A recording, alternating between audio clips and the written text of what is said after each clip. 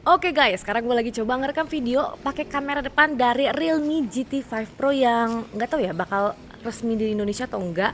Tapi yang pasti ini resolusinya paling mentok di 4K 30 fps. Bismillah, alhamdulillah kita ketemu lagi bareng gua Romi dan ini gua lagi megang ada satu handphone dari Realme. Ini adalah handphone flagship, bisa dibilang kalau pengen nyari handphone Realme yang kameranya itu paling oke untuk saat ini. Nah, salah satunya nih ya, Realme GT5 Pro.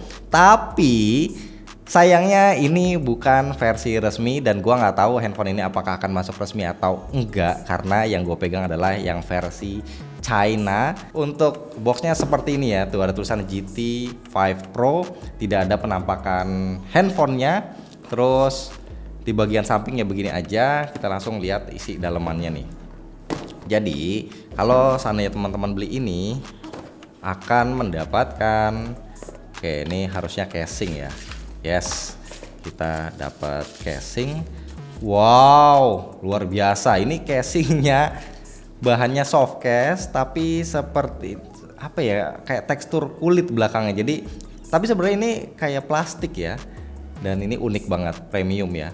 Terus ini ada quick guide, ada SIM ejector. Ini kabel datanya dulu kita lihat, harusnya USB A to C. Ya benar, USB A to C. Dan satu lagi untuk chargernya pipih ya, karena ini versi China dengan dayanya 100 watt super VOOC. Ngeri.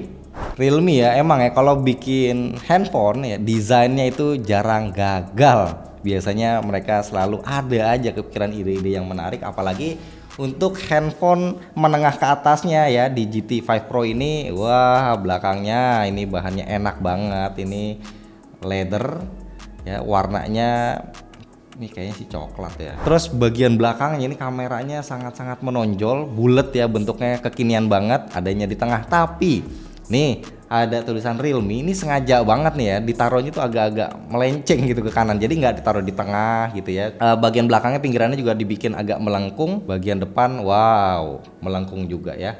Sekarang kita body tour dulu, kita lihat bagian atasnya. Ini sepertinya adalah port infrared blaster. Terus ini ada mikrofon, di sebelah kanan ada tombol volume dan tombol power yang ini tipis ya, pipih banget. Terus di bagian bawah ada grill speaker, ada lubang port USB-C dan ada SIM tray, dan ini cuma bisa nampung SIM card ya, tidak ada slot buat micro SD. Nah, sebelah kirinya ini kosong, tidak ada apa-apa.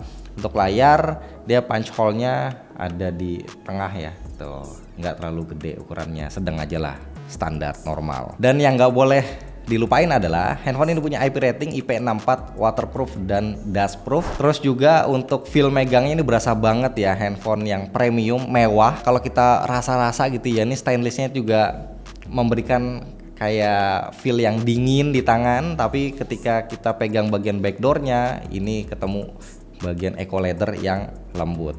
Jadi overall buat desainnya ini gua kasih 2 jempol lah buat Realme. Nah, begitu kita nyalain handphonenya, ini tampilannya lock screen seperti ini. Sekali lagi ini adalah versi China, bukan versi global, apalagi versi resmi bukan. Tampilan seperti ini tuh kita lihat ya, karena layarnya melengkung. Jadi kanan dan kirinya seperti tidak ada bezel, dan bagian atas dan bawah ini bezelnya simetris dan juga tipis. Untuk fingerprint dia ada di layar ya, under display udah optical. Jadi kita lihat dulu, tapi untuk UI-nya kita coba cek ya di device-nya. Oke, dia pakai Realme UI 5.0. Oh, Android-nya sudah Android 14 ya. Mantap. Kita lanjut lagi, lihat bagian layarnya seperti biasa. Di sini kita bisa pilih screen color, ada vivid ya alias P3, ada natural, ada pro modes. Pro-nya ini bisa cinematic, bisa brilian. Wow, jadi ini kualitas layarnya bukan kaleng-kaleng ya, kita bisa pilih temperatur warnanya juga. Ada nature tone display, ini seperti punyanya Apple ya. Jadi agak-agak kekuningan gitu layarnya kalau kena cahaya. Nah, terus juga ada fitur lain kayak image sharpener untuk najemin gambar ya, dan juga ada video color boost, ada bright HDR video mode juga. Jadi buat nonton konten itu biar hasilnya tuh lebih terang, lebih menggelegar lah. Terus untuk resolusi Displaynya ini ternyata bisa diganti ya. Ada standar 2376 kali 1080 pixel atau yang high-nya 2780 kali 1264 pixel. Dan untuk refresh rate ini by default adalah auto select ya, tapi kita bisa ubah ke high. Wah, high-nya ini dia up to 144 Hz. Kita bisa pilih aplikasi mana aja yang mau berjalan di refresh rate tersebut ya. Bisa 60, 90, 120 atau 144 Hz. Bisa dipilih tuh satu-satu manual. Jadi misalkan kita pengen kayak YouTube, kadang kan cuma 60 Hz tuh di beberapa handphone. Nggak bisa force 120 atau 144. Nah, di sini kita bisa pilih.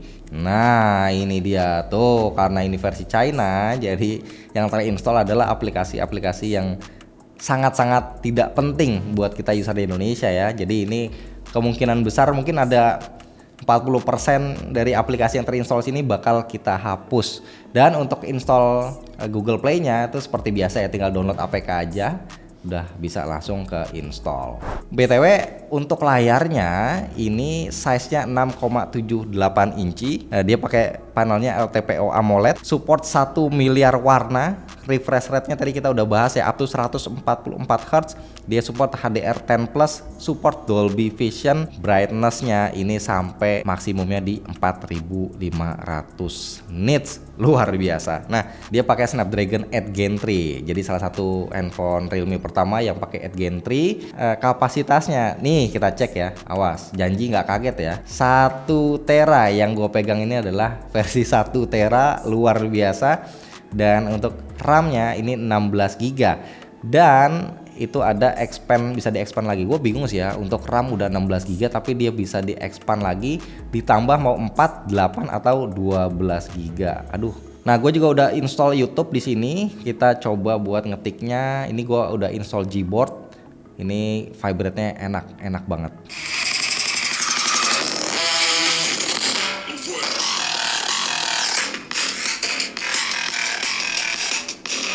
Oke, speakernya udah pasti stereo. Satu ada di grill yang di bawah, keluarnya dari grill bawah. Yang satu lagi dari earpiece nih, tipis banget, hampir nggak kelihatan ya. Di atas pancolnya tuh ada area lubang yang tipis banget. Untuk suaranya udah pasti enak banget. Di volume maksimalnya itu nggak pecah dan detailnya luar biasa ya. HDR-nya berasa banget. Warna hijaunya tuh nyala banget ya. Ngeri. Ini mewah lah, layarnya salah satu yang paling mewah ya.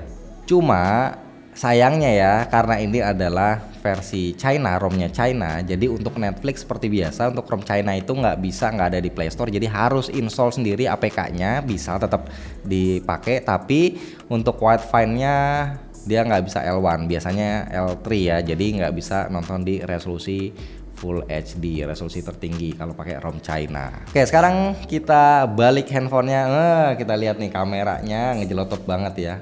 Diameternya gede, tonjolannya juga lumayan ya, mengerikan. Jadi kalau taruh begini agak-agak bikin khawatir ya. Jadi lebih baik taruhnya layarnya menghadap ke bawah, sekalian pamer tipis-tipis ya. Primary lensnya dia 50 megapiksel, dual pixel PDAF, ada OIS-nya. Terus lensa keduanya yang sekundernya adalah periscope 50 megapiksel, PDAF, OIS. Terus 65 mm kalau nggak salah, ini 2,7 kali optical zoom ya. Terus yang satu lagi adalah 8 megapiksel ultrawide 112 derajat. Dan yang paling menariknya adalah ini tiga-tiganya katanya nih pakai sensor Sony semua. Dan untuk bagian depan, kamera depannya punch hole ini dia 32 megapiksel. Sekarang langsung kita lihat interface kameranya. Nah, seperti ini ya. Untuk mode-modenya ada street, ada video, ada foto, portrait, dan more-nya ini ada night, ada pro, high res, pano, movie, slow mo, long expo, dual view, video, stereo mode ya buat yang suka astrofotografi kayak Fahmi nih. Terus ada tilt shift, ada group portrait, ada AI ID foto buat foto KTP ya, ada text scanner juga. Oke, sekarang kalau di mode yang biasa, yang auto nih pilihannya ada 0,6 kali, ada 1 kali, 2 kali zoom, 3 kali zoom, 6 kali zoom. Nah, kalau mode street sebenarnya mirip kayak tadi, cuman bedanya ini yang ditampilin adalah focal length. Ini ada 16 mm, 23 mm, 48 mm, 72 mm, 142 mm. Jadi ala-ala kayak fotografer beneran lah ya, pakai kamera beneran. Terus di sini ada auto zoomnya nih. Tuh. Tap the subject to start auto zoom and get the best komposisi. Jadi buat ngatur komposisi nih di mode yang street ini. Tuh, ada pilihannya 23 atau 72 mm. Untuk videonya, nah dia ada sampai 8K 24 fps atau 4K di 60 fps. Ini luar biasa ya, kalau bikin kamera handphone yang flagship harus kayak gini ya, jangan tanggung-tanggung. Cuman ya untuk ultra steady-nya dia ada fiturnya nih, ultra steady-nya dia mentoknya di Full HD 60 fps. Jadi kalau misalkan kita pakai di 4K itu ultra steady-nya otomatis nggak aktif. Kalau kita aktifin otomatis akan turun di Full HD 60 fps. Terus juga dia support HDR video ya, 10 bit HDR video nih, Pro XDR. Nah sekarang trennya memang handphone flagship rata-rata sudah bisa merekam di HDR dengan resolusinya di Full HD 30 fps. Dan yang nggak kalah menarik adalah di perekaman video kita ada opsi buat ngatur fokusnya nih, aperture nih. Luar biasa ya di video loh, padahal bisa f1.4 sampai dengan f16. Nah untuk kamera depan ini 32 megapiksel, perekaman videonya dia bisa sampai dengan 4K 30 fps 720 1080 dan 4K 30 fps. Jadi untuk kamera depannya itu nggak ada 60 fps, tapi at least masih dikasih resolusi tinggi ya di 4K 30 fps, itu udah mantep ya. Dan kita bisa pakai stabilizernya juga, tapi harus turun ke Full HD di 30 fps.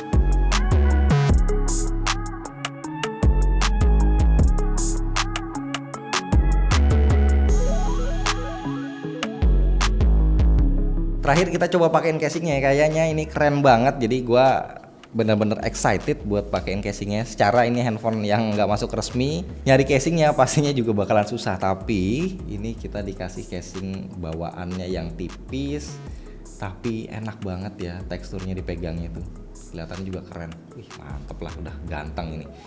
So kesimpulan dari gua setelah unboxing tipis-tipis dan first impression ya, walaupun cuma sebentar aja ya, pokoknya yang paling menonjol untuk handphone ini yang bisa gue ungkapkan adalah ini desainnya, feel pegangnya ini sangat mewah ya, luar biasa banget. Terus juga tadi ada IP rating IP64 ya, lumayan lah walaupun belum IP68. Layarnya ini menurut gua luar biasa banget ya, dia LTPO AMOLED di 144 Hz, support 1 miliar warna dan brightnessnya sampai 4500 nits. Paling ini ya untuk kamera nih, walaupun cuma 50 megapiksel tapi sensornya oke. Ini gua nggak sabar buat minta tolong Fahmi untuk ngetes mungkin street fotografi atau foto-foto hunting yang lain lah ya.